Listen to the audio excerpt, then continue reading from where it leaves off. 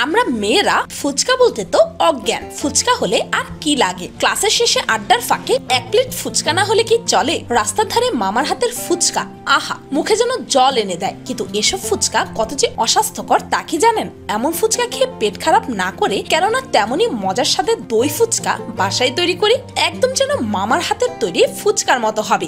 একবার খেলে মামার হাতের অস্বাস্থ্যকর এই দই ফুচকা আর খেতেই চাইবেন না। নিশ্চয়ই ভাবছেন বানাবেন কি করে? পারফেক্ট তো আর হয় না, তাই না? আরে ভাবনা কেন? পিনিক পাই ফুড আছে কেন? ছেড়ে সব ভাবনা চিন্তা ফোকাস করুন দই ফুচকায়। জলদি জলদি বানিয়ে ফেলুন মজারে দই ফুচকা।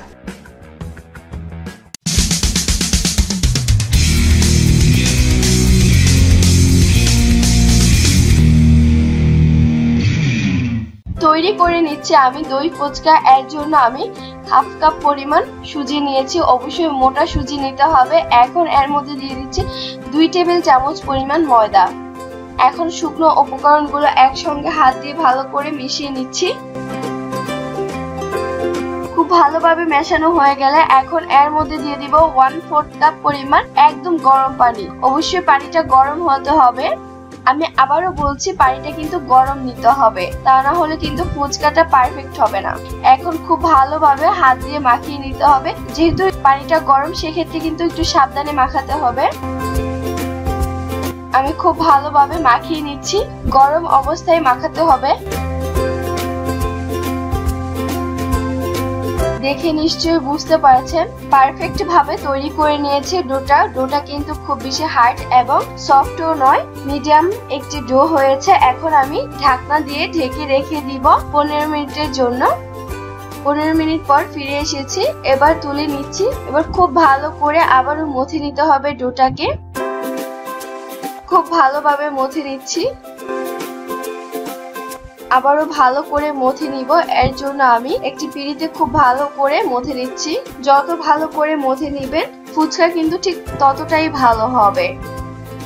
অলরেডি আমার চ্যানেলে ফুচকার একটি রেসিপি দেয়া আছে, আপনারা চাইলে সেটি দেখে নিতে পারেন। এখন আমি ছোট ছোট লেচি কেটে নিচ্ছি।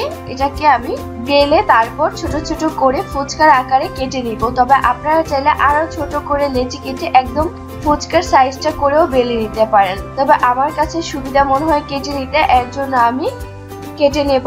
আগে রুটি বানিয়ে নিচ্ছি, তবে তার আগে খুব ভালো করে আবারও ডলে নিতে হবে। বল করে নিয়েছি। এখন রুটিটাকে বেলে নিচ্ছি। যেহেতু এটি সুজির, সেক্ষেত্রে কিন্তু রুটিটা বেলার ক্ষেত্রে খুব বেশি পরিশ্রম হয় না, খুব সহজে রুটিটা বেলা হয়ে যায়। রুটিটা আমার বেলা হয়ে গেছে। এখন আমি একটি কুকি কাটারের সাহায্যে ছোট ছোট করে কেটে নিব। তবে আপনারা আপনাদের পছন্দ অনুযায়ী সাইজ করে কেটে নিতে পারেন। রুটিটা খুব বেশি পাতলাও হবে না, খুব বেশি ভারীও হবে না। রুটি থেকে সামান্য একটু পাতলা হবে। আপনারা দেখে নিশ্চয়ই বুঝতে পারছেন। এখন আমি এগুলোকে তুলে নিচ্ছি, রেখে দিচ্ছি একটি জাঁচড়িতে।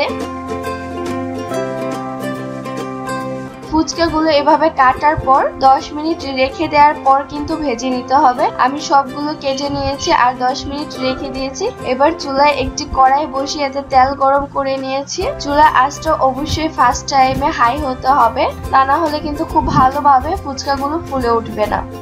যখন ফুচকাগুলো উপরের দিকে হালকা একটু ভেসে আসবে, তখন এইভাবে একটি ছাঁকনির সাহায্যে কিন্তু নিচের দিকে চাপ দিয়ে দিতে হবে। এতে করে ফুচকাগুলো একদম ফুলে ফুলে ফুলটুসি হয়ে যাবে। দেখুন কতটা সহজভাবে আর কতটা সুন্দরভাবে ফুলে উঠেছে। এভাবে করে আমি সবগুলো এক এক করে দিয়ে ভেজে নিব। সেম প্রসেসে আমি সবগুলো ফুচকা এইভাবেই ভেজে নিচ্ছি। দেখুন কতটা সহজভাবে কিন্তু ফুলে উঠেছে।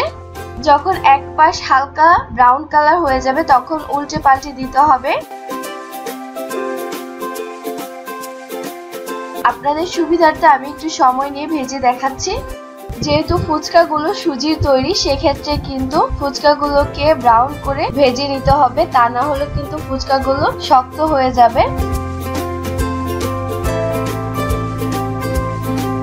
সবগুলো ফুচকা আমি উল্টে পাল্টে ভেজে নিচ্ছি।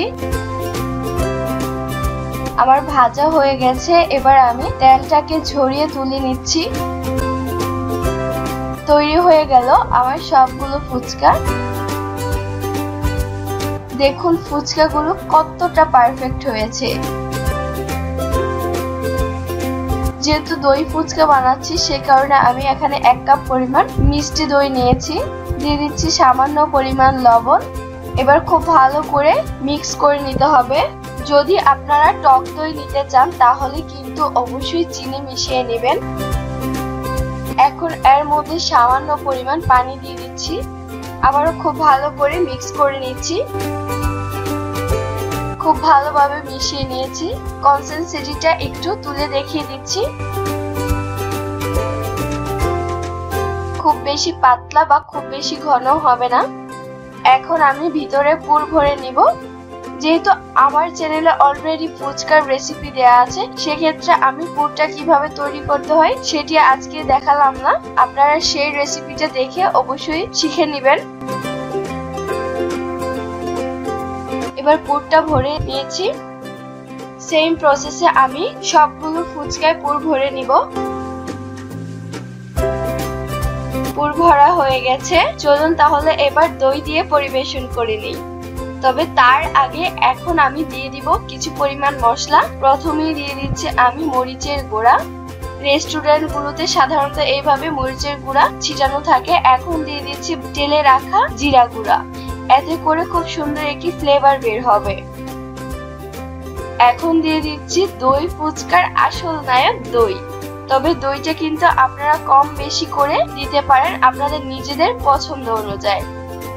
এখন দিয়ে দিচ্ছি তেঁতুলের টক। এই ফুচকাটি কিন্তু সার্ভ করে সঙ্গে সঙ্গে খেয়ে নিতে হবে, তা না হলে কিন্তু নেতিয়ে যাবে। এখন দিয়ে দিচ্ছে চানাচুর বা ঝুরি ভাজা। আপনারা যে যেটাই বলুন না কেন এইটা দেওয়ার কারণে কিন্তু দই ফুচকাটা খেতে দারুণ লাগে।